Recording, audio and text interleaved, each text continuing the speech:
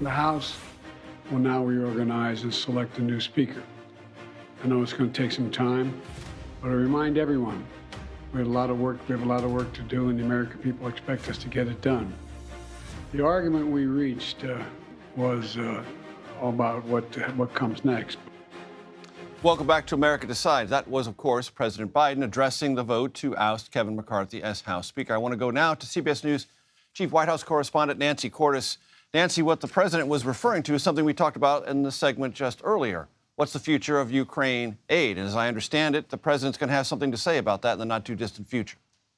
That's right, Major. He said today that he's going to have a major address that he'll be giving soon about Ukraine aid and how important it is, and filled with warnings about what it could mean for this country if the U.S. doesn't provide more Ukraine funding in the short term. Now, what's so striking about this is that just 24 hours ago, Major, the president told world leaders that he's very confident that Ukraine aid is going to get across the finish line on Capitol Hill. And all of us were scratching our heads and asking questions of White House officials. How can the president express confidence on the world stage at this particular moment? The House Speaker is hours away from being deposed. He has no idea who the next House Speaker will be and whether that person will support more funding for Ukraine. And sure enough, it is now 24 hours later, and the president himself is apparently concerned enough that he feels the need to go out there and give a major speech at some point, they haven't told us when,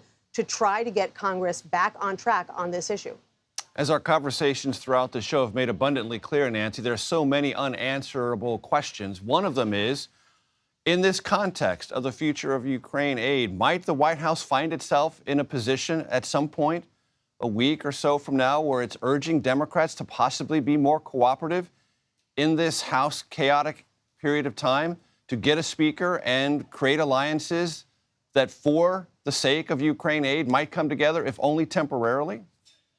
You know, I think the Democrats would be very open to forming alliances, particularly if there was a speaker candidate who was willing to give them some assurances. They've expressed great openness to doing that. But the reality is that the Republicans who have stepped forward so far to say that they are interested in the speakership, they are not individuals who are going to be looking to form those kinds of alliances with Democrats, at least not yet. I mean, if we get 6 votes, 10 votes into this thing and there's still no speaker, then maybe they may need to form some kind of an alliance with Democrats. But at this point, when you've got individuals like Steve Scalise, like Jim Jordan, they're going to be looking to shore up their right flank. They're going to be looking to try to win this vote with Republican votes only before they turn to Democrats. And as you've been discussing, if anything, they've been saying that they want to kick Democrats out of their small offices in the Capitol, not form new alliances with them.